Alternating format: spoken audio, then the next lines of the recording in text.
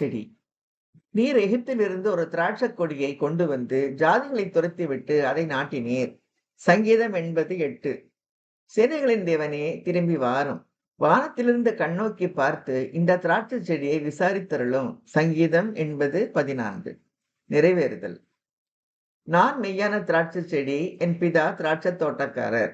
என்னில் கனி கொடாதிருக்கிற கொடி எதுவோ அதை அவர் அறுத்து போடுகிறார். கனி கொடுக்கிற கொடி எதுவோ அது அதிக கனிகளை கொடுக்கும்படி அதை சுத்தம் பண்ணுகிறார். நான் உங்களுக்கு சொன்ன உபதேசத்தினாலேயே நீங்கள் இப்பொழுதே சுத்தமாயிருக்கிறீர்கள்.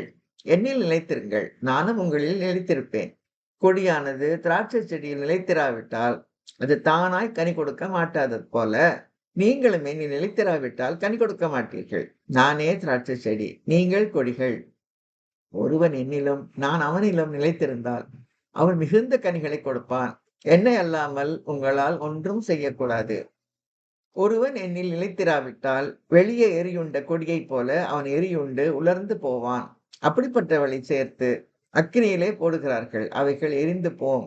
நீங்கள் என்னிலும் என் வார்த்தைகள் உங்களிலும் நிலைத்திருந்தால் நீங்கள் கேட்டுக்கொள்வது எதுவோ அது உங்களுக்கு செய்யப்படும்.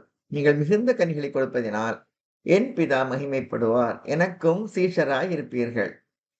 பிதா என்னில் அன்பாயிருக்கிறது போல நானும் உங்களில் அன்பாயிருக்கிறேன். என்னுடைய அன்பிலே நிலைத்திருங்கள். நான் என் பிதாவின் கற்பனைகளை கைக்கொண்டு அவருடைய அன்பிலே நிலைத்திருக்கிறது போல நீங்களும் என் கற்பனைகளை கைக்கொண்டிருந்தால் என்னுடைய அன்பிலே நிலைத்திருப்பீர்கள். யோவான் 15:1-10 வரை.